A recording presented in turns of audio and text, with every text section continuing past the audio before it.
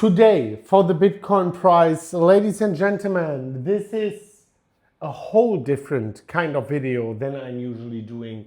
It is, and wait until the end, comment down below if I am BSing you here, probably the most important video I have ever made. When I talk about Bitcoin and one chart nobody is looking at, one chart which I actually talked about, that one specific chart 10 months ago, no one was listening. I think now people will be listening. Let's go straight into it. And for that video, I don't care to keep it like as short as possible. I need you to understand. I need you to understand, guys, what I want to share with you today. And those who are patient will be rewarded. Those who are not patient, maybe you do not deserve to be rewarded. Stick here with me until the very end. Let's talk about Bitcoin. Yes, I will talk about my trades and whatever. But there is one chart, which I want to show you. Actually, two charts. The first one here, and then afterwards another chart. And it tells us what we can expect, and it is a whole different thing than anyone is expecting right now. And I want to talk about that. I don't know if you knew, but I was studying economics back in the days, and I was literally doing nothing else but studying that for the last 8 years after my university. Here I want to show you one chart on Bitcoin quickly. Credits to this guy, he shared it.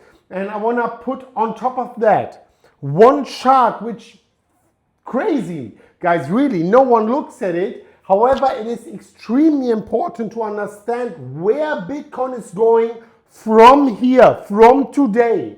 What you can see here is the horizontal lines, which are the Bitcoin halving, right? Easy as that.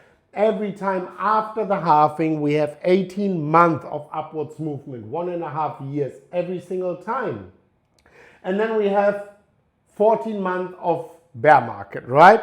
I want to put your attention to the 18 month of bull market, which every time after halving, 18 month all-time high. After halving, 18 month all-time high. After halving, 18 month over actually now, all-time high, question mark. That is what I want to talk about. And this gentleman here is saying no. Right? This Ted Pillows guy, nice guy, I think, got good views on his tweet. He is saying that the 4-year cycle is over, that we will see the top in 2026. I want to talk about, are we going to see the top in 2026, or was this the all-time high? And there's one chart which tells us exactly whether, I'm just here on the thing here, trying to show you whether it is the all-time high. Quickly, just to give you some perspective, yes, I'm sitting in the same boat like you. My holdings untouched. My trades kind of untouched. I mean, I took $13.7 million in a profit, $12.8 million in unrealized profits. And my Solana trade, $200,000 in a profit, Tron 160,000 actually got wiped out on XRP and the previous Solana trade, right? I mean, when the market goes down, I'm losing just as much as you, but I have a long-term vision, of course, on Bitcoin. That's why I don't care if we go into a bear market. But now the question is, are we? And I want to put your attention, drum rolls please, to one chart, which I talk about once a year approximately. That is this chart.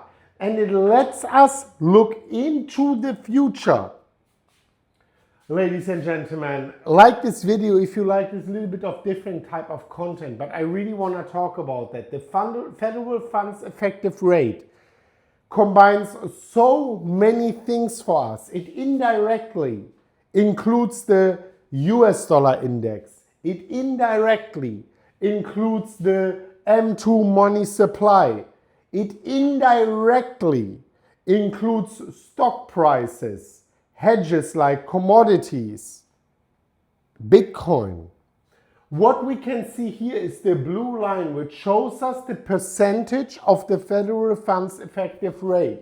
The interest rate the Fed is determining, which indirectly impacts the M2 money supply.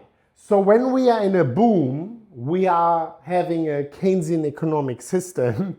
So by theory, when we are in a boom, so when the markets are going up, they increase the interest rate to indirectly negatively impact the M2 money supply on the secondary markets. So what happens when you increase the interest rate? In theory, we should pay off our debt and this and that, right? And the interest and the monetary supply should go down. This doesn't happen. I could pull up the M2 supply chart. It just goes up anyways. So that failed regardless, right? But if we keep this, if we don't keep this at our attention right now, we understand whenever there is a crash happening, usually in theory, the federal funds effective rate goes down, making money cheaper, indirectly increasing the M2 money supply, which should prop up the markets, which should prop up the stock prices, Bitcoin, and so on, right? And that in fact works actually, because when they decrease the federal funds effective rate, they start printing like crazy because more and more people are taking these cheaper loans. And then of course the M2 money supply increases. We have a significant amount of inflation. There is more currency supply in the market to actually buy stocks, bonds, Bitcoin, and so on. And that's why these asset prices are going up. And wealth is redistributed from the poor to the middle class to the rich. This whole kind of shady system we know we are living in since 1971, right? So that actually works. And now I want to tell you and put your attention towards what usually happens before a crash, before a recession. And now I'm putting the cherry on top for you. So if we are going into it here, you can see in the year 2001, right, where we had the dot-com bubble, they started decreasing as if they were smelling something. The interest rate before this zone here.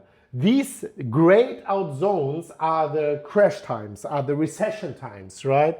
So they decreased it and whoop, surprise, we have a crash. So they decrease it more and more and more, all the way down until it's low enough so the money is cheap enough to prop up the market, and this whole system recycles itself again, right? Since 1970, I'm taking here 2001 as an example. So then, during the boom cycle 2004 to 2008, we increased the money supply indirectly again by by slowing down the boom and increasing the federal funds effective rate, right? Well, what happened? We had some nice new way to redistribute wealth from the lower to the middle class to the rich with the subprime crisis, 2008, 2009. Oh man, I'm laughing, but it's so sad actually, because you see so much blood in the streets by the actors exploiting the system actually and taking the money from the general public, right? Anyways, what we could see is just before this crash, the federal funds effective rate was decreased. And what happened? Boom, crash. What a surprise. So we went this time actually all the way down to zero. There was no way to go lower than zero. This is what we thought. So we had to keep it very, very low all the time. So the markets are finally going to recover, as if that magical thing like the M2 would actually change anything fundamentally. Let me give you this little hint, it does not. And then 2016, 17, 18, yeah, finally, okay, maybe that's a boom. Maybe we should slow down this whole thing. Maybe it's going against us at one point.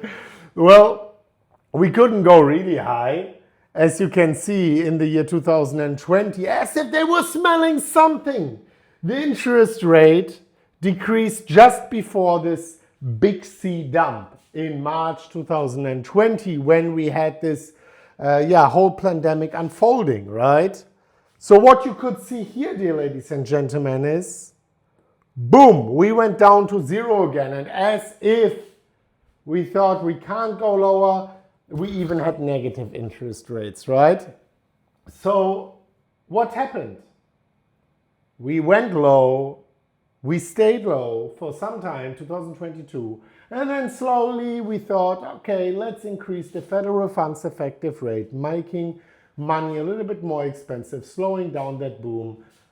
Didn't really work. We had years of boom, and then we stayed somewhere at 5%, and people said, no, we will not see quantitative easing again. But the quantitative easing started, and the moment it started here, I made a video from Singapore. This video got 100,000 views or so. I don't know if you saw it. It's still up on my channel. Make sure you check it out. I made a video. I said, hey guys, maybe this cycle is going to end a little bit earlier than we thought, because hey, maybe they are smelling something again. Maybe they are smelling something again, like here, like here, like here, and right here. So now the question is history going to repeat itself again? And we are going to see another beautiful, or not so beautiful, grayed out area here. A big recession coming rather sooner than later? Or should we just all celebrate that we are recycling again and going into quantitative easing? Yes, everything up forever. Well, I would question it at least, right? History doesn't repeat itself, but it rhymes. Thermodynamics of these markets in Keynesian economics are not magically just going to change because we want to change. We want them to change. So what I do think is a possible scenario is the following. By the way, ladies and gentlemen, I don't know if you know, but if this whole crypto markets with this up and down are stressing you out a little bit, remember, it's not just about wealth, it's also about health. And I have a new health channel which is exploding right now. 4 days, almost 10,000 followers. I make videos about how to lose body fat, how to sleep better, how to decrease your chance of dying, how to get a six-pack, and just in a little bit I will upload a video how to increase your testosterone naturally. Make sure you check it out. I will leave the link in the pinned comment down below, because for me it is important not only to educate you financially about wealth, but also about health. I want my followers to be wealthy, and I want my followers to be healthy also. So what do I think is most likely going to happen here? I do think a recession is very, very possible. I do think that we will see this line going down further lower. And yes, I do expect quantitative easing in massive amounts coming throughout the next few months. But it doesn't mean up only. It actually in history meant crash, then up. It means crash, then up. Just like here, crash, then up. This is where Bitcoin started. Here, crash, remember, we had a crash in 2020 and then we went up like crazy. Yes, quantitative easing is good for the US dollar denomination of the Bitcoin price, but this chart gives us a glimpse into the future of the real economy, of what actually is going to happen in terms of boom or recession. And this is what I wanted to tell you, and this is where I wanted to give you just a small warning. Let me know what you think about that. Dear ladies and gentlemen, smash up the like button to a new all-time high. Follow me over on my health channel, link in the pinned comment down below. And we are going to see each other very soon at the next one of MMCrypto. And as always, guys, as always, bye. Bye.